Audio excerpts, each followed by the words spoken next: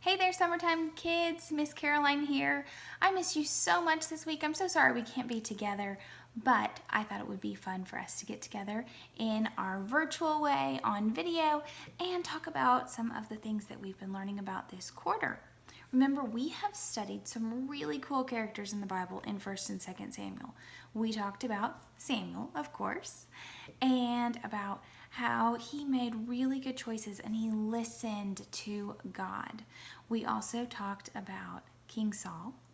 He made some good choices too, and God chose him to be the king over his people. He also made some bad choices, remember? And he tried to kill David, who was the next in line. David was really cool. I love the stories with David. David loved God. He was chosen when he was really young to be the next king. Do you remember he was also pretty young when he fought Goliath and he won? And it's all because God was with him. And he knew that. And so David just had a heart for God and he did wonderful things. Remember, he had an opportunity to kill Saul. Just a few weeks ago, we learned about that in the cave. It was this really scary story. David's in the cave and Saul goes in there not knowing that David's in the cave, and he has every opportunity to hurt him, and he raises his knife, and instead of hurting Saul, he cuts off a little piece of his robe to show him, hey, I spared your life. I'm not going to hurt you. At that point, Saul asks him, please always take care of my family even after I'm not king and you're the king. And David makes that promise. And we saw last week that he kept that promise when Mephibosheth was found, Jonathan's son. And remember, his legs didn't work like everybody else's legs. And instead of casting Mephibosheth aside, he says, come into my house, share my table with me. You will always be taken care of. And so he shares with him. I thought that was the perfect lesson to prepare us for Thanksgiving. We're going to be sharing food together with other people on Thanksgiving, and that's just a fun time. Sometimes our plans don't go exactly the way we had hoped they would, and so I have a story that I would like to read to you about a time when things didn't go the way someone had expected them to go, but they still had an opportunity to be kind, like David has taught us to be. So, we are going to read Thanksgiving Parade with Clifford.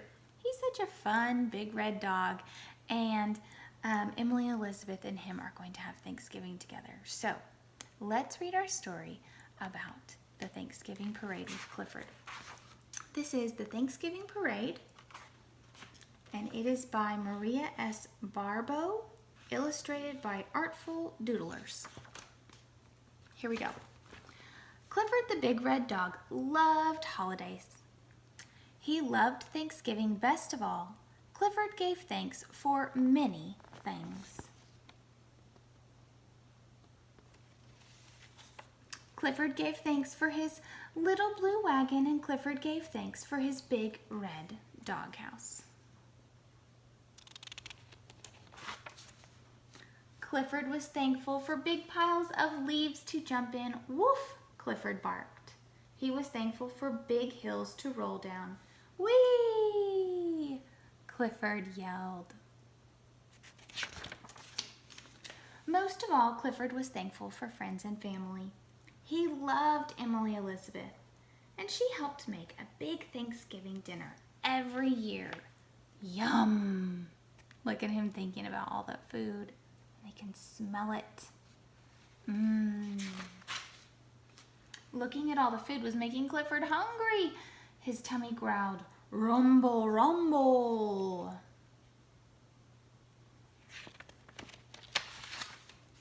Clifford and his friends tried not to think about the food, but it was hard. Mac had an idea. Let's go to the parade, he said. Sounds like a good idea.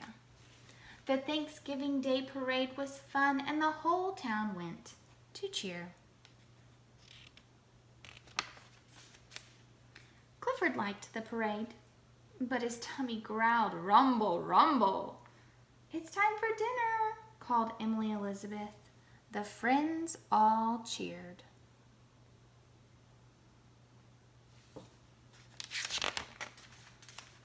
Clifford could not wait to eat a turkey dinner, but something was wrong.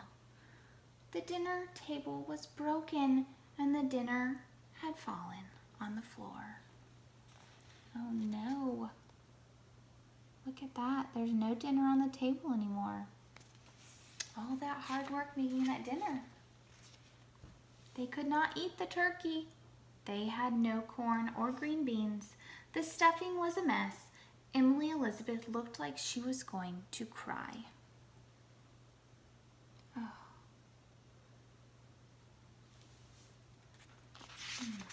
What's going to happen? Clifford and his friends were sad. T-Bone howled, "Aroo!" Then Cleo had an idea. "There's corn at my house," she said.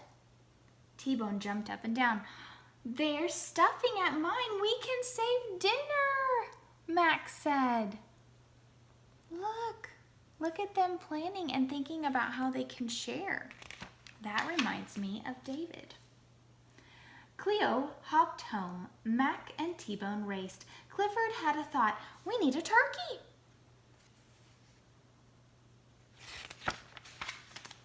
Clifford ran to town as fast as he could. He jumped over a pile of leaves. He rolled down a great big hill. Big red dogs are very fast.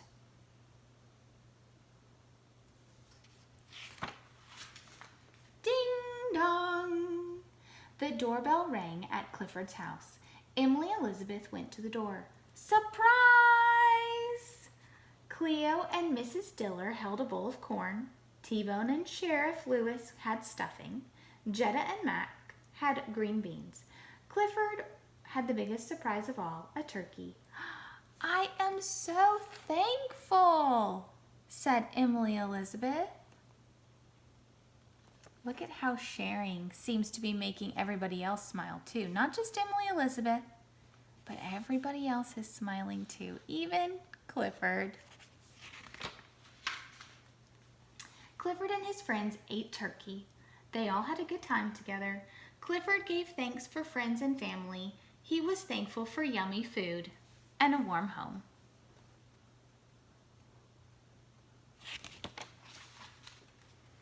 But most of all, Clifford was thankful to be a big red dog, because big red dogs give great big hugs.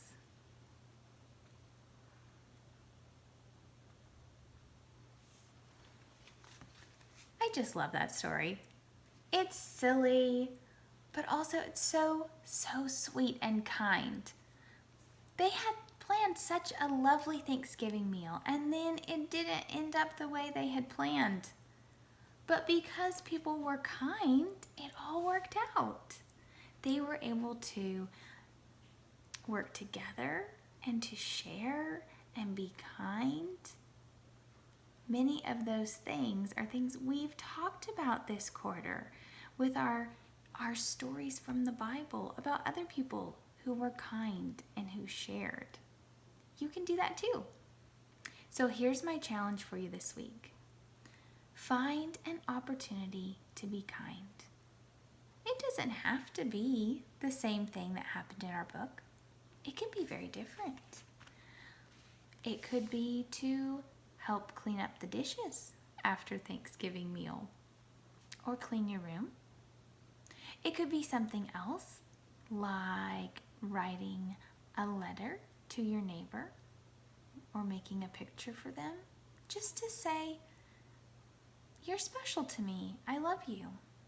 Or you could rake the leaves in the backyard. You could share your toys, even if you don't really want to. You could give a hug. There's so many things that we can do every day to be kind and to share. And when we share, when we're kind to other people, it makes them smile because it makes them happy to feel the kindness from other people. And you know what? It makes us smile too. It feels good to do the right thing. It feels good to be kind. So, think about our stories from this quarter. Think about the kind things that we've talked about. Think about our story of kindness tonight and find some ways to be kind this week. I hope that you are having a wonderful Thanksgiving break, and I will see you soon back at Bible class. Take care.